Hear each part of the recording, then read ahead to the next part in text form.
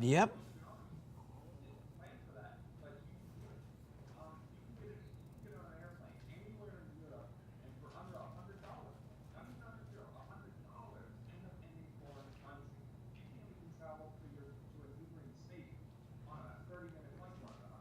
That's right.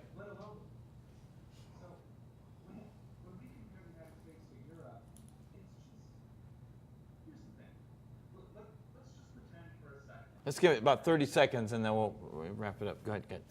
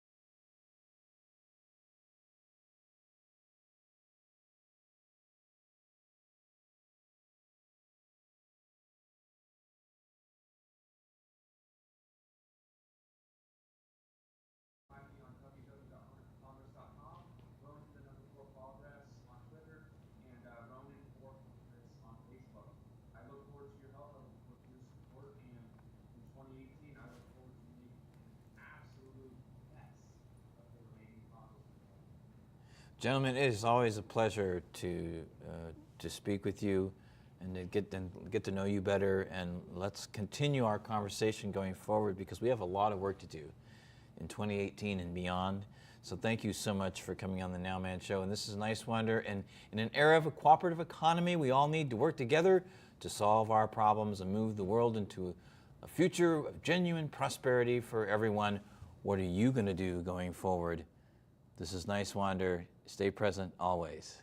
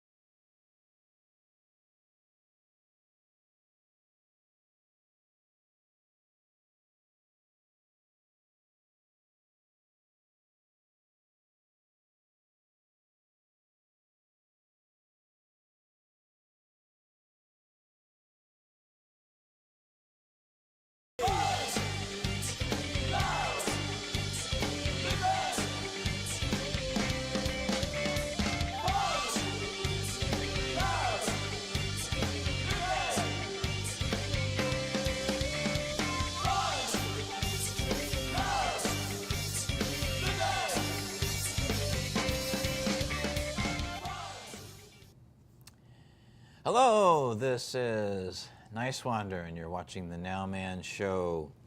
Shannon Rivers is a member of the Akimel O Otham. Is that right? Did I say that right? Pretty close. River people, All right. born and raised on the Gila River Indian Reservation located in Arizona.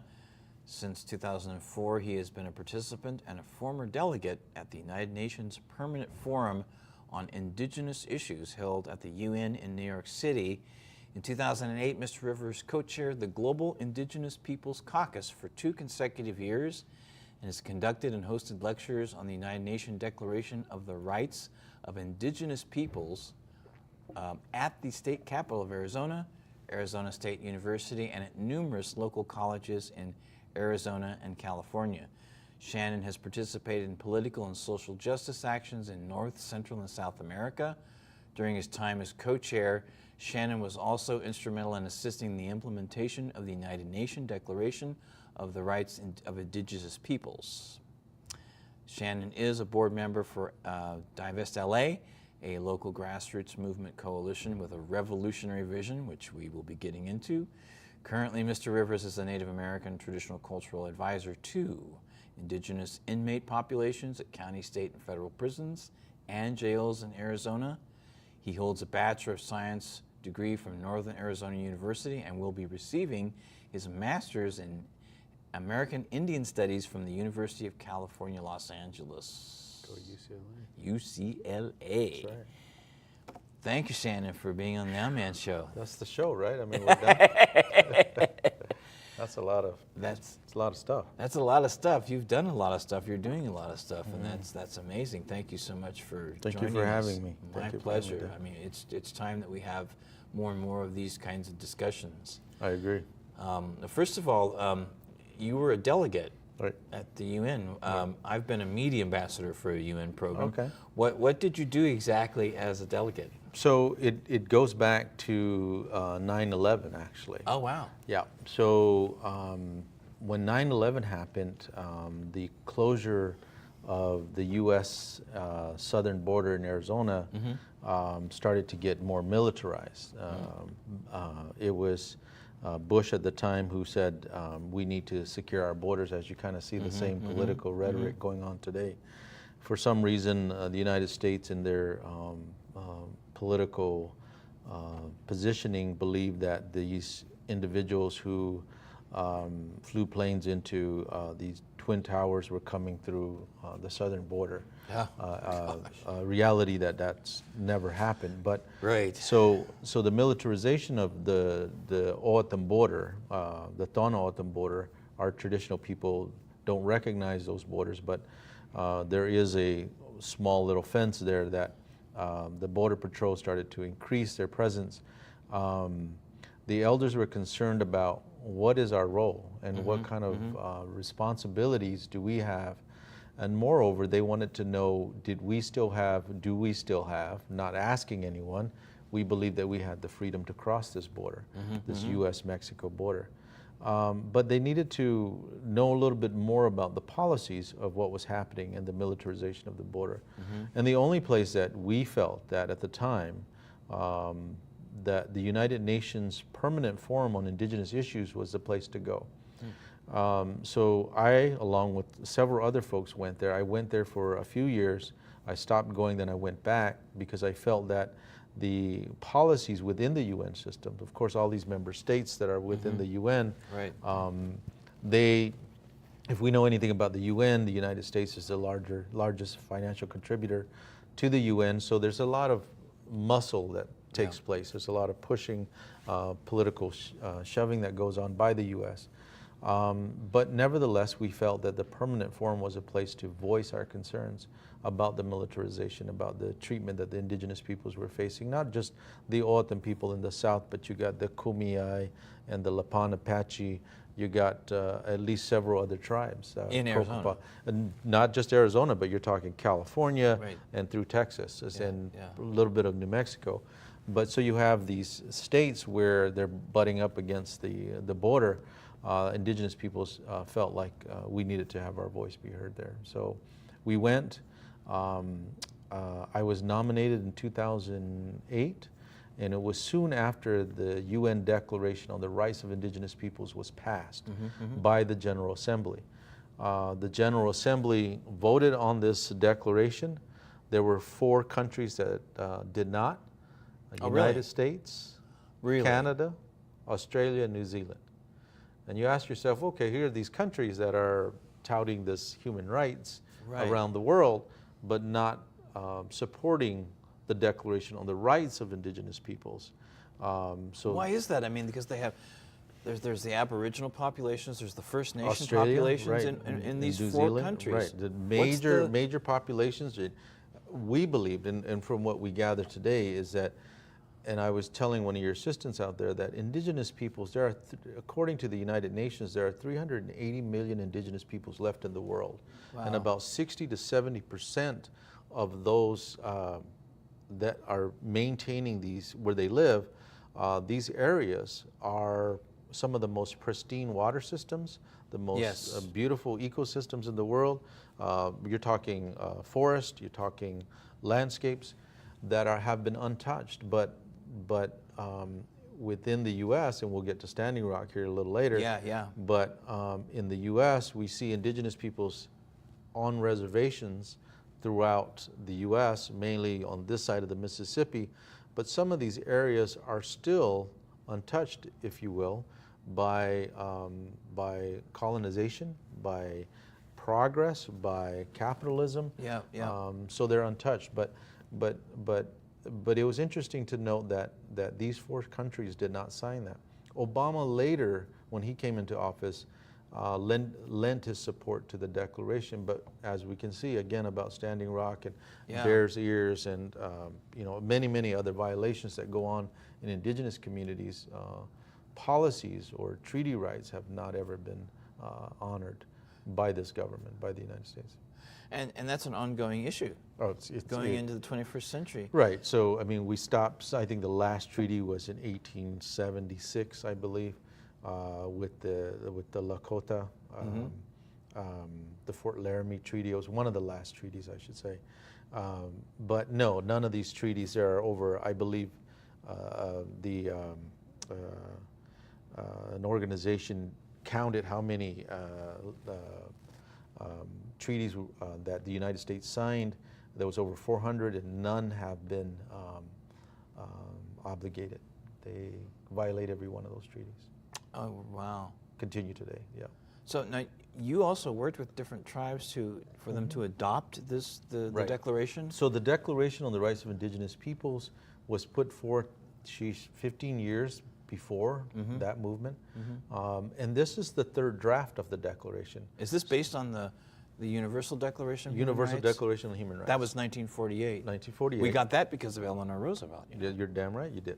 However, when it comes to indigenous rights, that's a whole different set of circumstances. Because basically what happens is a country will come in and say, well, yeah, we have indigenous peoples, but they're part of the larger society. In reality, we're not. Native people, even though I speak English and drive my car around or whatever, we are a unique, distinct people in a country that has, from manifest destiny, from the from the doctrines of discovery to manifest destiny, our rights have been violated every step of the way. We do not have. We may be on reservations, but that is federally owned land. So yeah, I mean, these indigenous peoples from all over the world came together at the United Nations to push forward this declaration. Now, granted, there was a lot of compromise because this is the third declaration or the 3rd draft, which was finally passed. A lot of folks didn't like it.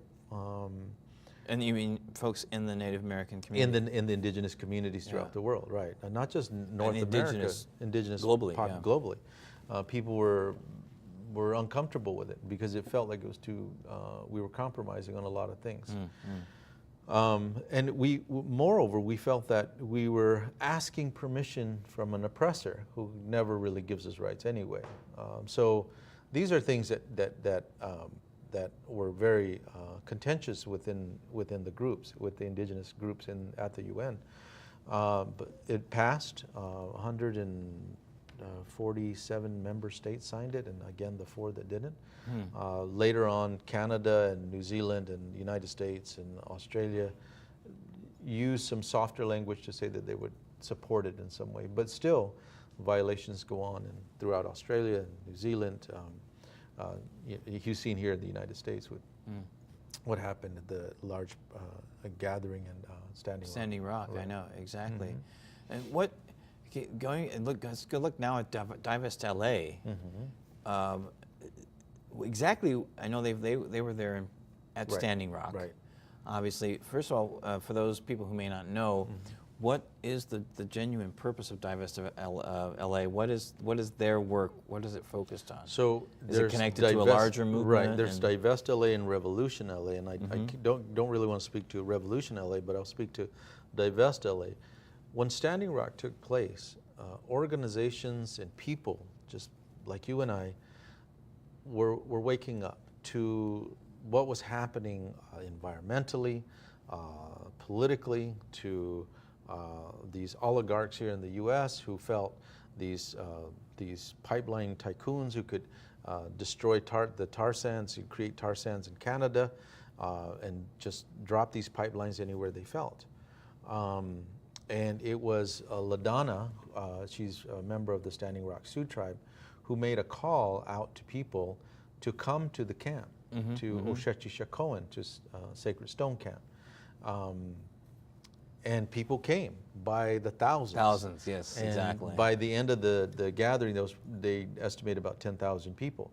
So what it did was it woke up people, this consciousness that I think we're all seeing, from climate change to environmental disasters throughout the world, to economic inequality, to poverty that we see, homelessness here in Los Angeles, the largest state or city with homelessness. I think people kind of woke up. And so members of Divest LA went, they came back, Trinity Tran and Phoenix, couple of the main organizers, and a few more, who decided and said, you know, we got to try to do something. Well, the target of their initial movement was Wells Fargo. Wells Fargo Bank was one of the largest contributors to the Dakota Access Pipeline. It was a financial supporter of that pipeline. So why not attack the bank? So we know the history with Wells Fargo, with their lending practice and the foreclosures, and attacking and pretty much targeting people of color, black and brown communities here in Los Angeles and throughout the country. So Divest LA said, let's go after Wells Fargo within the city of Los Angeles. Okay, we started that process. We went to the city council, started to make this motion from Paul Kretz and Mitch O'Farrell, who introduced the motion to initially to determine whether or not, of the 800 contracts that the city of Los Angeles has with Wells Fargo, could they remove the $40 million? But there's more money. There's $8 billion. So they went after Wells Fargo. We were doing protests and marches in the street, large gatherings in the street. We would shut down banks. You're not just talking Wells Fargo's, you're talking Chase, you're talking Bank of America, Citigroup. So we're shutting down these banks, and then it started to explode from Seattle to San Francisco, different parts of the country. People were getting arrested shutting down banks. Specifically Wells Fargo here in Los Angeles. Divest LA made that move, asked me to join with an indigenous voice to help and support them. We brought the indigenous community in. It was literally just a group of 10 people or less who started to make that move to the city of Los Angeles to get these councilmen and council members of the city of Los Angeles to recognize that Wells Fargo has been violating not only people of color, not just the Dakota Access Pipeline, but their relationship. It goes back to the killing of and taking giving bounty to people who were killing Native people, Native Californians here in California in the 1800s. That's right, because Wells Fargo has been around since the 19th century. That's correct. That's right. So, and they have a history. I mean, many people learned in 2011 with Occupy Los Angeles what Wells Fargo was doing, particularly in South Central Los Angeles, foreclosing on people and swindling them with these mortgage deals, that were based on stocks that nobody really even knew what they were to begin with. No. And that's a whole other story we've covered on this show, with Bill Clinton. Okay. The Commodity Future Modernization Act, which is what started all that, recreating the same kind of problem we had in the 20s. Yes. But now it's just expanded. It's out of control. It's out of another control. bubble, because right here in this community, one of the biggest culprits countrywide, their office was at the corner of Lake and Colorado Boulevard down here. The housing crisis. And Angel Mazzillo, I very rarely mention people's names, but when they're criminals, you don't have a problem with I don't have a problem with it. Yeah. And you the want me to guy name is still names? in 'Cause I can business. name a lot of but the thing about it is that nobody was put in prison. Nobody was. There weren't even court cases. No. So, what is developing in this country is a lot of animosity, a lot of. It's going to create not only a mortgage bubble, but people they're going to be in the streets again. Something's going to happen. I mean, something's got to give. I hope so. I hope people do wake up. Right. Yeah. So it's now going to the Dakota Access Pipeline issue, and of course we've seen Keystone XL pipeline. Supposedly, the land was saved, right? But now they're going to reroute the pipeline. So what's the point? I mean, you know what I mean? It's like, so you have Bismarck, North Dakota, right? Right. Where the pipeline was originally to go on top of the city, if you will, or north of the city. yeah, But then they diverted it down to the southern route, which touched and impacted the Lakota, Nakota, and Dakota treaty rights. So that in itself was labeled environmental racism. right, exactly. Targeting people of color once again. We knew that the pipeline was going to burst. We knew that putting it in the ground doesn't matter where you're at. You can be anywhere. These pipelines, they will burst. And sure enough, it happened. Not even a few months after. That's right. 400,000 gallons or maybe even more. No one really knows. They keep this stuff under wraps a lot of times. But what you saw in Standing Rock was indigenous peoples and people of all faiths and all colors. You had famous people. You had famous civil rights folks. Jesse Jackson went. You had Jill Stein was there. Jill Stein was there. You had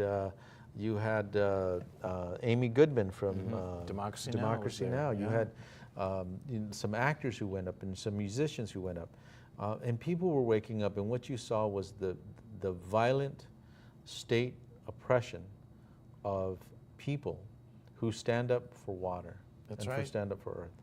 And so the question is, if indigenous peoples, if these peoples didn't come, the support that we got, if they didn't come, what would happen to these indigenous That's peoples? right. Typically what happens is indigenous peoples end up in jail. They get incarcerated by higher rates than anybody else in the United States. We are a small population, and we are trying to maintain our cultures and traditions and ceremonies. Absolutely. And so you have this violent history in the United States, again with Manifest Destiny, specifically here in the U.S., and the killing of millions and millions of indigenous peoples. Nobody talks about that. That's right.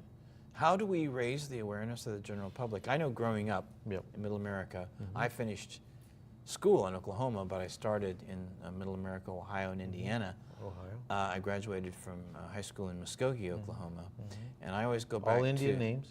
Yeah, Ohio, oh, yeah. Muskogee. Yeah. That's right, all Indian, and even I think have some family heritage I still have to find out about, and on my mother's side of the family. Okay.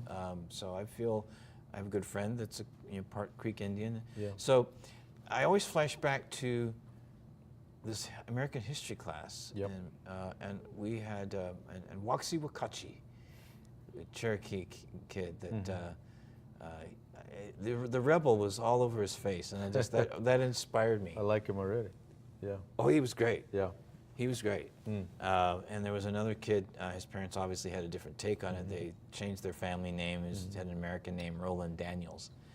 But well, my name is an American name. Your American name too, right? Yeah. Yeah. Well, But that colonized name. Yeah, exactly. Colonized name. I like that. That's That's what it is. That's exactly what it is. Yeah. Let's call it what it is. Yeah, let's call right? it what it is. We need to start doing that. There's Right. too much of the facade here in this country. You're right. Which is directing us in the wrong direction. Right. I think people, and I was telling again, one of your assistants out there, she was saying, well, what do we do? And I said the first thing is to recognize that this area, let's look at Los Angeles, this is Tongva, Achaman, Gabrielino, Tataviam territory, indigenous peoples that lived here. And no one says that. No one recognizes that. And once you start to recognize and acknowledge that, you start to kind of wake up the consciousness of the rest of America, I would imagine. But America has been asleep for a long, long time. Long time. And you know, people say, "Aren't you worried about people like Trump?" I'm like, "No, man. We had 525 years of Trumps." That's right. You know, we've had these folks come and call out immigrants. I mean, every one of those, if you ain't native, you're an immigrant. That's you're right. a settler. And so we have to acknowledge that. We have to talk about those hard issues that are dividing us: racism, poverty, inequality, homelessness, all these things. Yes. And where do they come from? They come from, I believe, a white-dominated patriarchal system that was brought on by the doctrines of discovery to manifest destiny, that people are better than somebody else. That's right. Because of their color, because of their language, because of their dress, because of whatever. And that's not the case in indigenous communities. We are all equal as human beings. And once we start recognizing that, nobody else has the power. You know, John Trudell said they think they have power. That's right. And they don't have power. What a great they have musician. an illusion of power. Yep, that's right. They have the guns, they have all the weapons, they can, whatever. That's an illusion of power. That is not power. Water is power. That's the right. The wind is power. The earth is power. The sun. The sun. All these right. are things of the earth that we all share. And you can't put a price tag on Right. them. And it's common sense. We all know that. We're all here. We're all earthlings. Right. We're all on this planet together. So a lot of people are looking for an enemy. Sure. And it looks to me like the enemy is the system that people just accept Right. as what has to run. We accept that The world. we accept that there's a two-party system. There's not. There's one. Well, you know what Gore Vidal said, right? What do you say? One property party with two right wings. And he was an elitist who was an next door neighbor to Eleanor Roosevelt. Wow. As a kid. So, and he says it like it is. Yep. So he's not with us anymore. Yep. But the reality of it is that a lot of people will say capitalism is the problem, but really the indigenous communities lived for thousands of years the same way, essentially, right? Yeah, we even traded. even before feudalism. Right. So Exactly. So yeah, capitalism may not be the problem, but it's how we function within that idea of capitalism. Yeah. You and I, we go to a store, we buy our groceries, we can't go hunt anymore because all the animals are gone pretty much, right? Yeah. We can't live that way. We're an extractive society. The United States is 25% of the world's population and uses what, 70, 60% of the resources? And that's not changed. That's not changed. And the thing about it is we you know what we really need to be headed to, and I've talked to Jill Stein about this, is essentially we're headed towards a more cooperative economy, or we're not going to survive as a species. Right. In other words, it's not, and I think that's where capitalism and feudalism was absolutely wrong. You don't give the power and the resources to a handful of people and expect them to just be compassionate towards their fellow human beings. It's not going to happen. No. So if you have a cooperative economy that's based on sharing, Right. that pays more attention to the natural resources and the fact that we all are the stewards of these resources, that it's the wealth that we technically all create together. Correct. So it needs to be distributed Right. better. Equally. Yes. Right. And part of the Divest LA 13 plan, motivational plan, was one of them was to create obviously better banking systems, Yes. go into credit unions, educational systems. The educational system that we have here, we're what, 27th in the world out of whatever? I know, and we are We're one of the pretty bad. wealthiest, if not the wealthiest Right. country in the world. So, you know, I'm at UCLA, right? And I Yeah. see a lot of money, I see a lot of very intelligent folks, but we're still in many ways going down the same economic plan that our parents have done, right? That's right. We need to change that, and we need to look at what can we do with wind and solar in relationship to the land. And we need to move radically. We have because Germany is, and 100%, China, looking at 100%. Because I've had earth scientists sitting here at this table, and you know, the ice shelves are breaking off faster, and they're realizing just in recent years that the rising water levels, sea level, is accelerating much faster than they anticipated. So that's why you see Germany and China, maybe a few other places here and there that have radical programs. Right. Germany's already 32% wind and solar. Wow. By 2040, they're on track to be 100%. So the technology exists. The ability to do this exists right now. It does. And I think that's we need to create coalitions. We need to bring people together. And like the Margaret Mead quote, it doesn't take a lot of people, but it does take a significant number of people who realize that they can make a difference. We need to start doing that, create coalitions that move these solutions forward because they exist. I'm a owner of a worker cooperative. Right. We need to get people in a more cooperative mindset, create businesses together, stand up together, support one another, share the resources, put pressure on the establishment to say, no, we are the majority. Right. How do we do that? and so in a closing statement, let's wrap it up with that. How do we do that? I think one of the things is that if you look at, and you brought an indigenous guy on the show, so I'm coming from an indigenous perspective. If we look at how indigenous peoples live around the world, they're sharing resources, they're taking care of those resources, they're not overfishing, they're not over chopping, that's a lifestyle that is totally out of balance with who we are when it comes to our indigenous worldview. I'm not saying that our white brothers or our African American brothers or our Mexican brothers can turn to that. I believe that we slowly, though, have to look at the blueprint and the way of indigenous peoples live. I agree. Because if we do, then this world will be a better place. We can have a better relationship with one another. But what you saw happening today with, dropping bombs in Syria, where innocent people are being killed, Afghanistan, all throughout the Middle East, the turmoil, anyway. Yeah, and we need to create coalitions. And speaking of doing that, I'd love you to come back on the show. Thank you very much for having me. We can have, my pleasure. Maybe we can create a panel discussion. We can include you in the Native American components. Sure. Because as you saw earlier, we have a variety of different people who really care and want to make a difference. And, I enjoyed your show.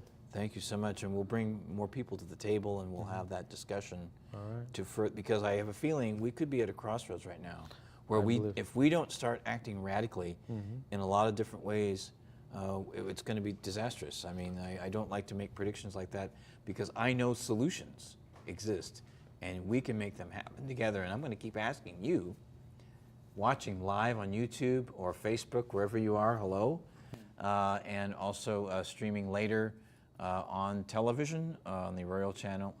This is Nice Wander. Be present always.